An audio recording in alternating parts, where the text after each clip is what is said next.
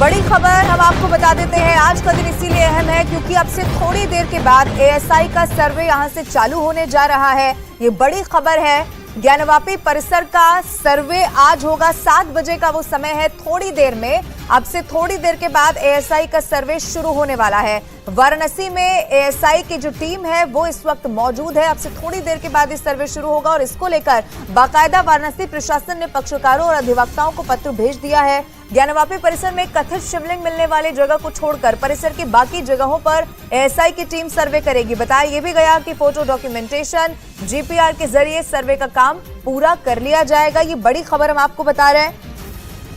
और अब से थोड़ी देर में, यानी कि क्योंकि 7 बजे का वो वक्त था, एएसआई की टीम वहां पर पहुंच चुकी है। ग्राउंड जीरो का मैं रुख करूंगी जहां से मेरे सहयोगी अमित है। जी अमित।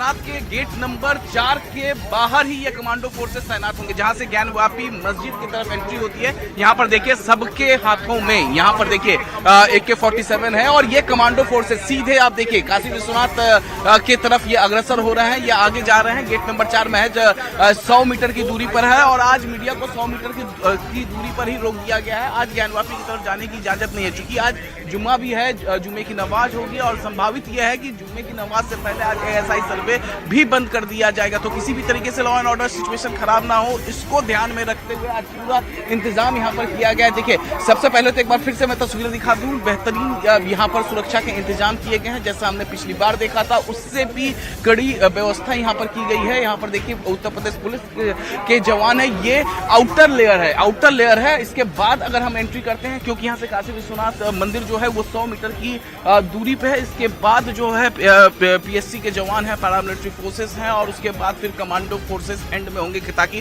किसी भी चलने का टाइम निर्धारित नहीं है कब तक समापन होगा, क्योंकि लंबी चलेगी, साधारण सर्वे नहीं है। आप भी जान जाओ यह सर्वे, यही सर्वे जो अयोध्या में हुआ था 7-8 महीने चले थे।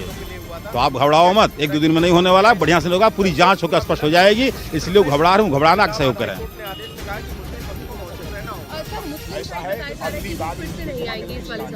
और आज से नहीं आएंगे मतलब पिछली बार भी नहीं आए थे और इस बार भी वो बोल रहे कि सुप्रीम कोर्ट ऐसा है, कोर्ट का आदेश है।